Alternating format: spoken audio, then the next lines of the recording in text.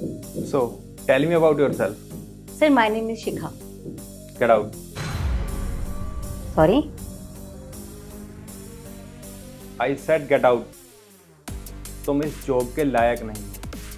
पर सर आपने तो मेरा इंटरव्यू लिया भी नहीं है, फिर आप मुझे अभी ऐसे कैसे निकाल सकते हो? इंटरव्यू मैं ले रहा हूँ, ना कि तुम। और मैंने डिसाइड कर लिया है कि जॉब तुम्हारे लायक नहीं है, तुम जा सकते हो।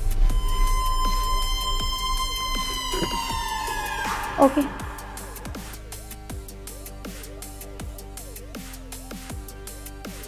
Next. May I come in, sir? Yes. Have a sit.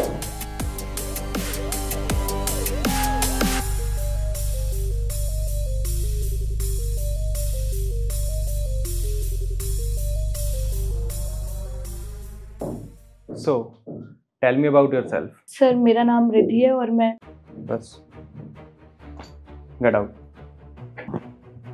क्या हुआ सर, मुझसे कोई गलती हुई है क्या?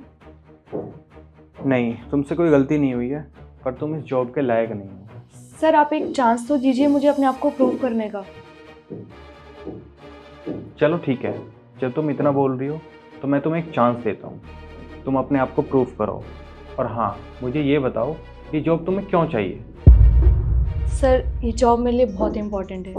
अगर मेरी ये जॉब लग जाती है तो मैं अपनी EMIs ईजिली भर सकती हूँ और जॉब के बिना लाइफ नहीं चल सकती। So this job is very important for me. सही कहा तुमने, जॉब के बिना लाइफ नहीं चल सकती। But sorry Riddhi, you are not fit for this job. आप जा सकते हो। ओके।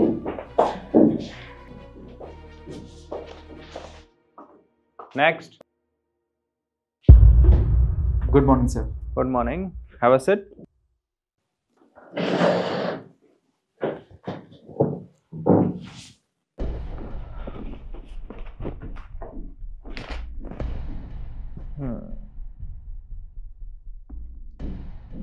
तो चलो, तो मुझे अपने बारे में कुछ बताओ। सर आपको जो कुछ भी मेरे बारे में जानना है वो सब कुछ ऑलरेडी मेरी रिज्यूमे में लिखा हुआ है। अगर उससे अलग आपको कुछ जानना है तो आप मुझसे पूछ सकते हैं।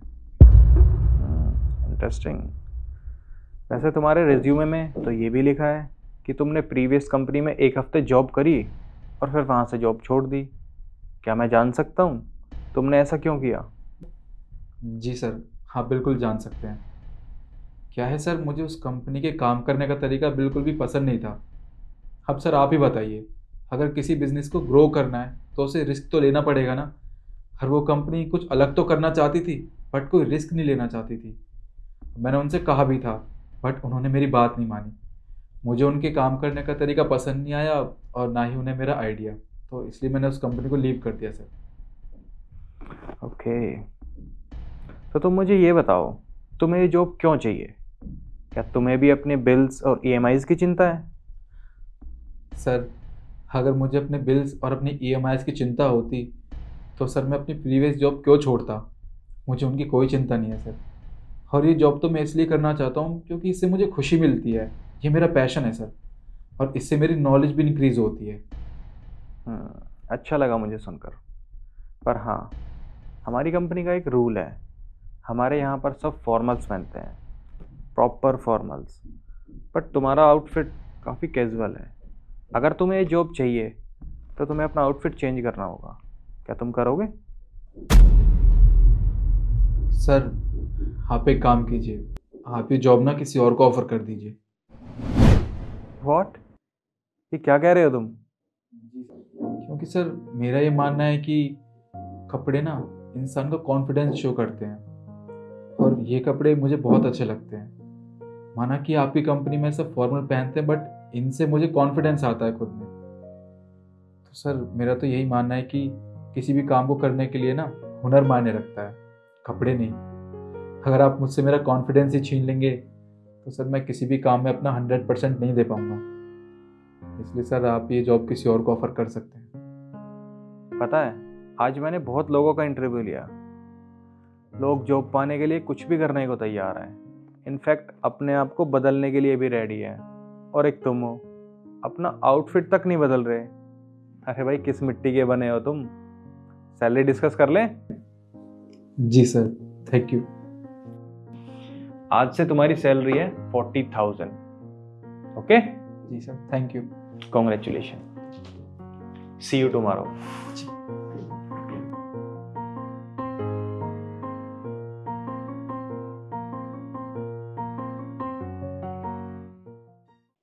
देवर जी, आ, अगले महीने से आप भी इस घर का किराया देंगे। वो क्या है ना, अब आप बड़े हो गए हैं तो आपको रिस्पॉन्सिबिलिटी उठानी चाहिए ना। आपके भैया आपकी कब तक रिस्पॉन्सिबिलिटी उठाते रहेंगे? भैया ये भाभी क्या बोल रही है? छोटे, तेरी भाभी ने गलत ही क्या बोला है? वो एकदम सही तो कह रही है। भैया मेरे से कुछ बात हो गई है क्या? नहीं नहीं, ऐसा कुछ नहीं हुआ। मैं तुझे बताता हूँ। वो क्या है, मैं और रिद्धि अपना बच्चा प्लान कर रहे हैं। तो तू भी अब बड़ा हो गया है, कमाने लगा है। आखिर तू भी तो सारी चीज़ें जानता है ना, तुझे भी तो जिम्मेदारी उठानी पड़ेगी ना घर की। और आज तक पापा की दवाइयाँ, घर का सारा खर्चा, राशन और फ्लैट का किराया सब कुछ मैं देखता आया हूँ ना। और अब मैं चाहता हूँ कि मैं और रिद्धि अपने बच्चे के लिए भी कुछ बचा पाए। तो इस महीने से ना घर का किराया और राशन, उन दोनों चीज़ों में तुझे भी कंट्रीब्यूट करना पड़ेगा। समझ रहा है ना तू मेरी बात? ठीक है भैया।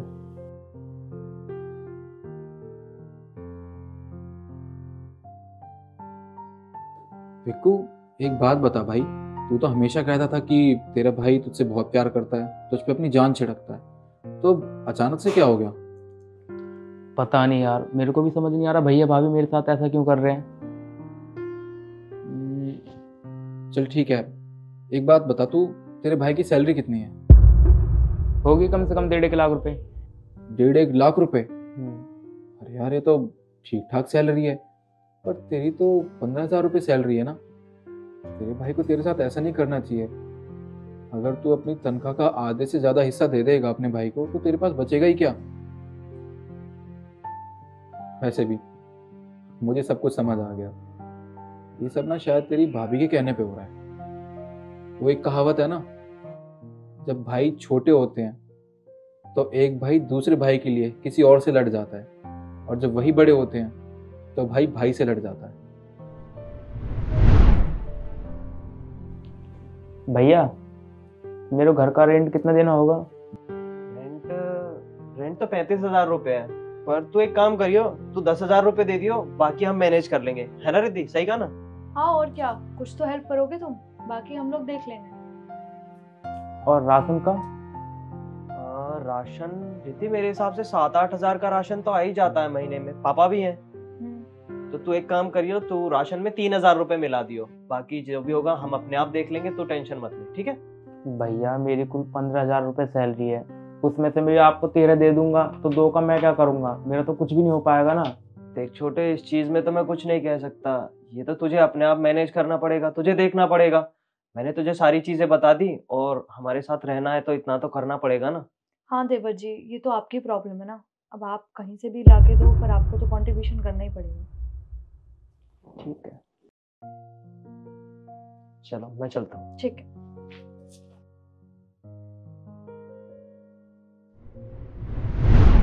भाई मैं क्या सोच रहा हूँ, मैं किसी गवर्नमेंट जॉब की तैयारी कर लेता हूँ। अगर मेरी गवर्नमेंट जॉब कहीं लग गई ना, तो उसके बाद मेरी लाइफ भी बन जाए, क्या पता। हाँ, ये भी तू ठीक कह रहा है। और वैसे भी मैं तो तेरे बचपन का दोस्त हूँ, मुझे तो पता है अच्छे से कि तू शुरू से पढ़ाई में बहुत होशियार रहा है। मुझे पूरा यकीन है तूने गवर्नमेंट जॉब को क्रैक कर लेगा। थैंक यू यार। अच्छा मैं अब चलता हूँ, मुझे पढ़ाई की तैयारी करनी है ना। ठीक है। ठीक है।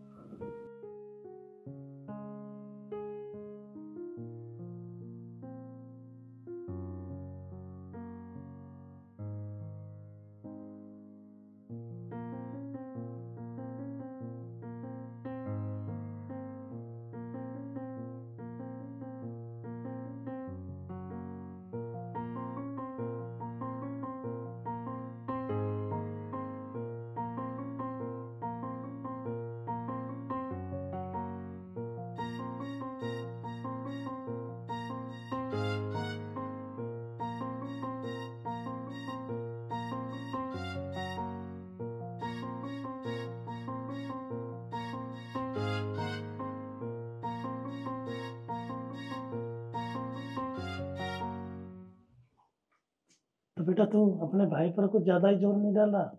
पापा देखिए, अगर अभी से उसके ऊपर जिम्मेदारी नहीं डालेंगे तो कब डालेंगे? आज नहीं तो कल जिम्मेदारियां डालनी है ना। और जब तक जिम्मेदारी नहीं आएंगी तो वो समझेगा कैसे, अपने पैरों पर कैसे खड़ा होगा? अब वो भी बड़ा हो चला है, कल को उसकी शादी करेंगे, बच्चे होंगे, सारी चीजें कैसे हैंडल करेगा, कैसे समझेगा चीजों को? तो बेटा वो 15-16 हजार रुपये कमाता तो है, अब उतने सारे पैसे तू ले लेगा तो फिर। पापा देखिए, मुझे पता है वो 15-16 हजार रुपये कमाता है, और आप एक चीज सोचिए ना, जब तक इंसान को ये समझ में नहीं आता कि उसकी कमाई से ज्यादा खर्चे हो रहे हैं, तो वो जिंदगी में कुछ बड़ा नहीं कर सकता। आखिर उसे ये चीज समझानी हमें ही पड़ेगी, और कौन है उसको समझाने वाला? बाहर के यार दोस्त कुछ नहीं समझाते, बिगाड़ते हैं। इसलिए मैंने सोचा है कि उसको ये जिम्मेदारियों का एहसास दिलाया जाए, ताकि वो भी अपने पैरों पर खड़ा हो, कुछ अच्छा करे, कुछ बड़ा करे। तो ठीक है बेटा, जैसे तुझे अच्छा लगे वैसे कर, हम तुम्हारे साथ हैं। ठीक है पापा, आप परेशान मत होइए। मैं समझ रहा हूँ आप उसको लेकर परेशान हो, लेकिन मैं घर का बड़ा बेटा हूँ, उसका बड़ा भाई हूँ।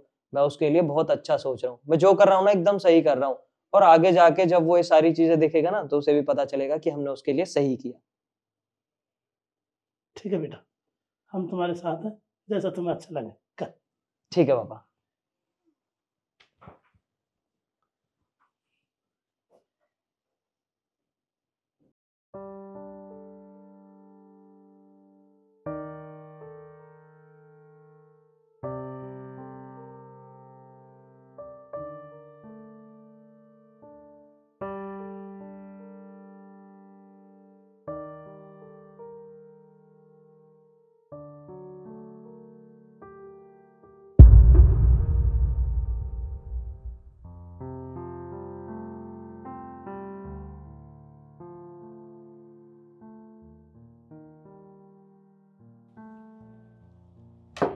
भैया। अरे छोटे, अंदर आना, बता क्या हुआ? भैया मैंने ना यूपीएससी क्लियर कर ली। क्या सुना तूने? तू सच बोल रहा है? तूने सच में यूपीएससी क्लियर कर लिया? हाँ भैया, मैं सच बोल रहा हूँ। वाह मेरे भाई, ये तो बहुत अच्छी बात है। आज ना तुझे अपना भाई बोलने में ना बहुत गर्व महसूस हो रहा है। तूने एकदम मेरा सीना चौड़ा कर दिया। मैं बहुत खुश हूँ यार तूने। लेकिन एक बात बता, सिर्फ 6 महीने में तूने यूपीएससी कैसे क्लियर कर लिया? भैया वो बोलते हैं ना, मेहनत और लगन से जो चीज करते हैं वो एक दिन जरूर मिलती है, और आज मैंने वो चीज हासिल कर ली। ये तो बहुत अच्छी बात है। मेरा भाई कितना बड़ा और कितना समझदार हो गया है, कितनी अच्छी बातें करने लगा है। वैसे मैं ना बहुत ज्यादा खुश हूँ, तूने यूपीएससी क्लियर कर लिया। बहुत बड़ी बात है हमारे परिवार के लिए। कॉन्ग्रेचुलेशन देवर जी। थैंक यू भाभी। भैया मेरे को ना आपसे थोड़ी हेल्प चाहिए थी। हाँ हाँ बता ना, क्या मदद चाहिए? मैं हूं ना, बता। तो मेरे को ना इंटरव्यू के लिए थोड़े कपड़े चाहिए थे, तो उसके लिए पैसे चाहिए। वैसे मैं सैलरी मिलती है ना, आपके सारे पैसे वापस कर दूंगा। अरे तू पागल हो गया है क्या? तू मेरा छोटा भाई है, कैसी बातें कर रहा है? भाई भाई का भला आज तक किसी ने बांटा है क्या? तुझे जितने पैसों की जरूरत है तो अपने भाई को बता, मैं तेरे लिए उतने पैसे ला कर दूंगा। और ये पैसे वापस देने की बात ना आज की बात कभी अपनी जुबान पर मत लइयो। और हाँ, मैं ना तुझे एक सच और बताना चाहता हूँ। अभी पिछले कुछ महीने में जो हमने तेरे साथ किया, वो सब तेरी भाभी का और मेरा प्लान था। क्योंकि तू बड़ा हो रहा है और आगे जाके तेरी शादी भी करनी होगी, तो हमने सोचा क्यों ना तेरे सर पे जिम्मेदारियां डाल दी जाएं, ताकि तू थोड़ा समझदार भी हो जाए और अपने पैरों पर भी खड़ा हो जाए। और आज देख, जो चीज हमने सोची थी एग्जैक्ट वही सब हुआ। तो अपने पैरों पे भी खड़ा हो गया, और इतनी बड़ी बात है कि तूने यूपीएससी क्लियर कर ली। भैया मैं कहाँ आप दोनों को इतना गलत समझ रहा था, और आपने तो मेरे अच्छे के लिए किया था ये सब कुछ। भैया मैं हाथ जोड़ के गलती मांगता हूँ आपसे, मुझे माफ कर देना, मैंने आपको इतना गलत समझा। अरे कैसी बातें कर रहा है? माफी मांगने की तो कोई बात ही नहीं है, ये तो बल्कि खुशी की बात है, खुशी का मौका है। आजा।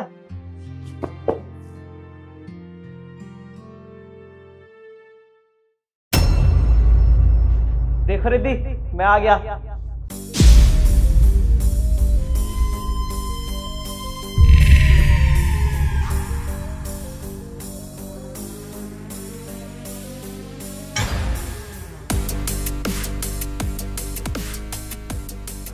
मालकिन, जैसा आप चाहती थी ना, मैंने बिल्कुल वैसा किया। आप ये चाहती थी कि मैं मालिक को आपके रास्ते से हटा दूं, हटा दिया मैंने। अब आप मुझे मेरा इनाम दीजिए। मिलेगा तुम्हें तुम्हारा इनाम, पर तुम्हें छोटा सा काम करना पड़ेगा। इसको ठिकाने लगा के आओ। मालकिन देखिए, मैं इनको ठिकाने तो लगा दूंगा, पर उससे पहले आप मुझे पैसे तो दे दीजिए। मैं कहीं भागी नहीं जा रही हूँ, मिल जाएगा तुम्हें तुम्हारा इनाम, बोल दिया ना मैंने। पहले इसको ठिकाने लगा के आओ। अरे मेम साहब, आप समझने की कोशिश कीजिए। देखिए, इनको ठिकाने लगाने के लिए ना बहुत दूर जाना पड़ेगा, उसके लिए थोड़ा बहुत खर्चा तो चाहिए ना।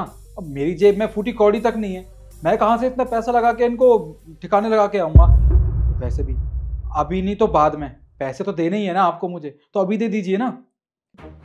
चलो मान लो मैं तुम्हें पैसे दे भी देती हूँ, पर क्या गारंटी है कि तुम बाहर जाके किसी को नहीं बताओगे?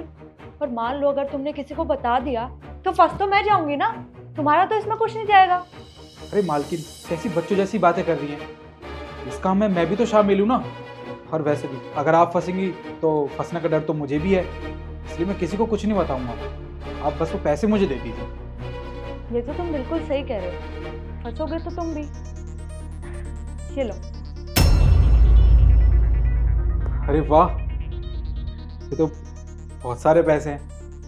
अच्छा ठीक है मालकिन, मैं इनको ना ठिकाने लगा के आता हूँ। ठीक है, और जैसे काम हो जाए मुझे जरूर बताना आके। जी। वैसे मालकिन, आप बुरा ना माने तो एक बात पूछूं? हाँ पूछो। साहब तो आपसे बहुत प्यार करते थे ना, अपनी जान से भी ज्यादा, फिर आपने साहब के साथ ये सब क्यों किया? एक बात बताओ, तुम्हें आम खाने से मतलब होने चाहिए ना, गुठलियां क्यों बन रहे हो? तुम्हें तुम्हारा इनाम मिल गया ना, निकलो यहाँ से। अरे मेम साहब, कैसी बातें कर रही हैं आप? आपको शायद ये डर है ना कि अगर आप मुझे सारी सच्चाई बता देंगी तो मैं बाहर जाके सब कुछ बता दूंगा सबको। ऐसा कुछ भी नहीं है, मैं किसी को कुछ भी नहीं बताऊंगा। आप बताइए तो सही। चलो ठीक है, तुम इतना पूछ ही रहे हो तो मैं तुम्हें बता देती हूँ। वो एक्चुअली क्या है ना, बाहर मेरा किसी से अफेयर चल रहा है और मैं नहीं चाहती कि तुम्हारे साहब को ये सब पता चले, इसलिए बस मैंने तुम्हें ये काम करने को बोला। और वैसे भी शादी से पहले से हम रिलेशनशिप में हैं और तुम खुद सोचो ना, अब तो तुम्हारे साहब इस दुनिया में रहे नहीं है, तो इस घर में मैं उसके साथ रहूंगी, वो भी दूसरी शादी करके। अच्छा, तो इसके पीछे ये राज है। चलिए मेम साहब, बहुत अच्छी सोच है आपकी। वैसे वो तो है। मालिक, आपने सब कुछ सुन लिया ना? हाँ,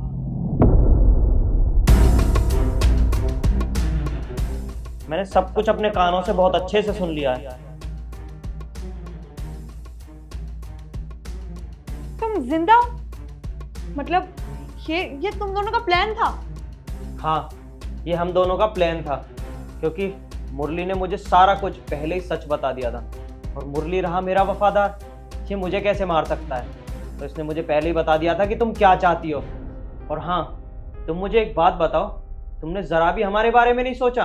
अरे मैंने कितना प्यार किया था तुमसे, सारी चीजें जो आज तक करी सिर्फ तुम्हारे लिए, ताकि तुम्हारी ख्वाहिशें पूरी हो सकें। और तुमने चंद पैसे और अपने बॉयफ्रेंड के लिए मुझे रास्ते से हटाने की प्लानिंग कर ली, वो भी हमारे घर के नौकर मुरली के साथ मिलकर। तुम्हें जरा भी शर्म नहीं आई ये सब करते हुए? खैर कोई बात नहीं, मैंने तुमसे प्यार किया था, लेकिन अब मुझे ना तुम पर भरोसा रहा है और ना तुमसे प्यार। अब ये सारी चीजें मैं पुलिस वालों को बताऊंगा और तुम्हें पुलिस के हवाले करके रहूंगा। सुमित, वो प्लीज तुम मुझे माफ कर दो, मुझसे बहुत बड़ी गलती हो गई। पर ये सब मैंने सिर्फ बहकावे में किया, मैं बहक गई थी। उसने मुझे लालच दिया था। सुमित प्लीज तुम मुझे माफ कर दो, मैं आगे से कभी ऐसी कोई गलती नहीं करूंगी। देखो, मुझे तुम्हारे मगरमच्छ के झूठे आंसू देखने का कोई शौक नहीं है। अगर पुलिस वालों से बचना चाहती हो तो एक आखिरी मौका और एक आखिरी रास्ता है तुम्हारे पास, मेरे घर से बाहर चली जाओ, समझी? सुमित प्लीज निकलो यहां से।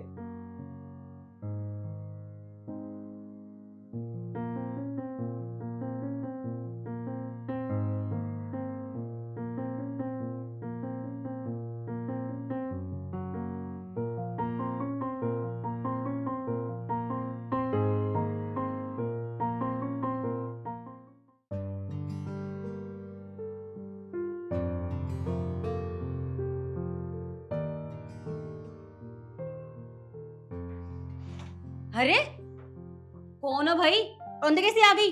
बाहर निकलो। वो मेम साहब, मैं उनसे मिलने आई हूँ। उनसे मिलने आई हो? किससे मिलने आई हो? उनसे। अरे तो उनसे उनका नाम भी तो होगा कोई। नहीं नहीं, हमारे यहाँ पे उनका नाम नहीं लेते। अरे यार क्या भला है ये। देखो अगर तुम मुझे नाम नहीं बताओगी तो मैं कैसे बताऊंगी कि तुम्हारे उनका क्या नाम है, कहाँ रहते हैं। जल्दी बताओ वरना बाहर निकलो यहाँ से। नहीं नहीं, मैं बताती हूँ। उनका नाम सुरेंद्र है। सुरेंद्र? हमारी मालिक का नाम तो सुखविंदर है, सुरेंद्र नहीं। नहीं नहीं, सुरेंद्र नाम का यहाँ कोई नहीं रहता। गलत पते पे आई हो, बाहर जाओ। नहीं नहीं मेम साहब, मैं बिल्कुल सही पते पे आई हूँ। मेरे पास यही पता है। अरे यार पर इस नाम का कोई है ही नहीं यहाँ पे। अच्छा फोटो है तुम्हारे पास? हाँ मेरे पास फोटो है। दिखाओ, फोटो दिखाओ।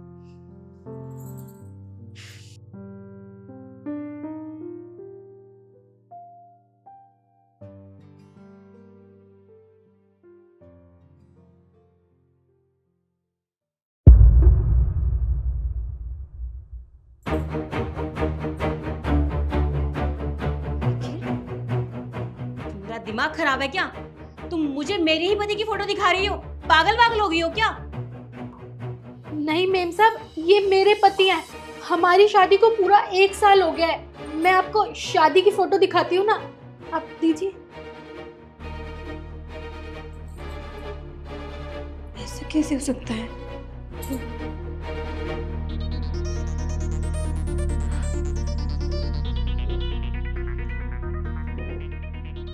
लेकिन ऐसा कैसे कर सकते हैं मेरे साथ?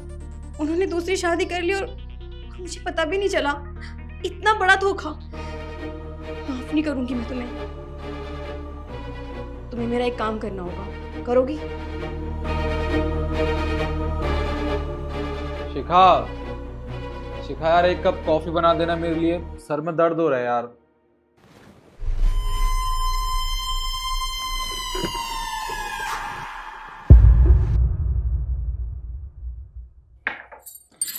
Thank you.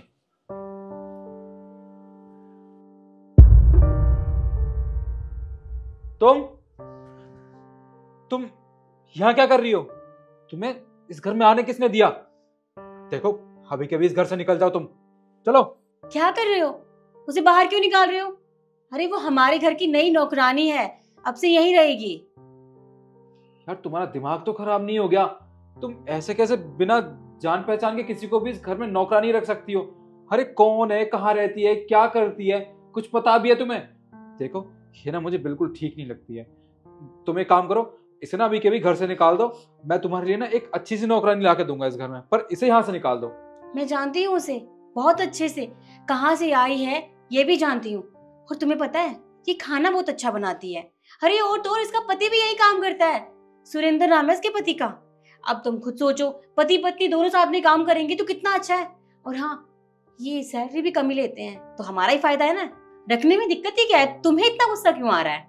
देखो शिखा, तुम मेरी बात समझने की कोशिश करो, मैं क्या कहना चाहता हूँ। ये ना मुझे बिल्कुल भी ठीक नहीं लग रही है। अरे शक्ल से ही चोर लग रही है। मैं तुमसे बोल रहा हूँ ना, मैं अभी के अभी से इस घर से निकाल देता हूँ, ठीक है?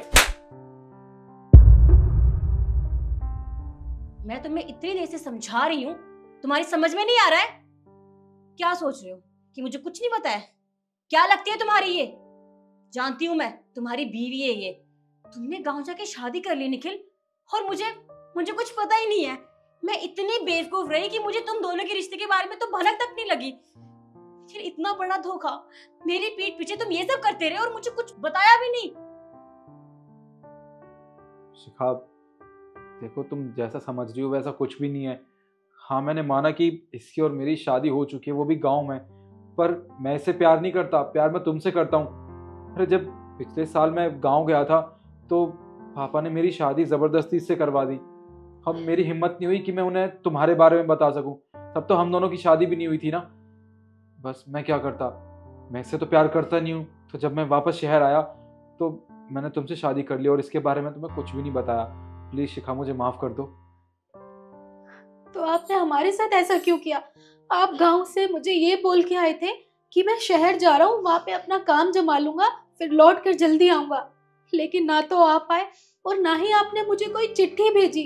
मैंने नया फोन लिया कि आप जो मुझे नंबर दे के गए हो मैं उस पर कॉल करके ट्राई करूंगी, लेकिन वो भी नहीं लगा। और गांव में पता है मेरी सारी बेइज्जती करते थे। मुझे बोलते थे कि तेरा पति तुझे छोड़ के चला गया है और वो कभी भी नहीं आएगा। मैंने उसी दिन ठान ली थी कि मैं अपने पति को ढूंढ के ही रहूंगी। और जब मैं यहाँ पे आई और जब इस पते पे पहुंची तो मुझे पता चला कि आपने दूसरी शादी कर ली। क्यों किया आपने मेरे साथ ऐसा? निखिल, तुमने मेरी जिंदगी खराब करी तो करी, तुमने इसको भी इतना बड़ा धोखा दिया। हर ये गांव के लोग हैं, भोले होते हैं, तुम जैसे लोग इनके भोलेपन का फायदा उठाते हो और ये सब करते हो उनके साथ। लेकिन मैं भोली नहीं हूँ, तुमने बहुत बड़ी गलती करी है, तुम्हें सजा मिलके रहेगी और मैं तुम्हें डिवोर्स दूंगी। सुना तुमने? नहीं नहीं, प्लीज आप इनको डिवोर्स मत दीजिए। मैं चली जाऊंगी गांव और किसी को नहीं बताऊंगी कि मेरे पति ने मेरे साथ क्या किया है। आप इनके साथ रह सकती हैं क्योंकि मेरी बहुत बदनामी हो जाएगी। देखा तुमने, वो अब भी तुम्हारे बारे में सोच रही है। देखो, मैं जानती हूँ तुम्हारे साथ बहुत बुरा हुआ है, मैं समझ सकती हूँ, क्योंकि इन्होंने मेरे साथ भी वैसा ही किया है। लेकिन तुम परेशान मत हो, मैं हूं तुम्हारे साथ। गलत हुआ है तुम्हारे साथ, लेकिन मैं तुम्हें इंसाफ दिलवाऊंगी। और तुम कल कोर्ट आ जाना, डिवोर्स के पेपर्स रेडी करवा दूंगी मैं। सुना? शिखा, शिखा मेरी बात सुनो। शिखा।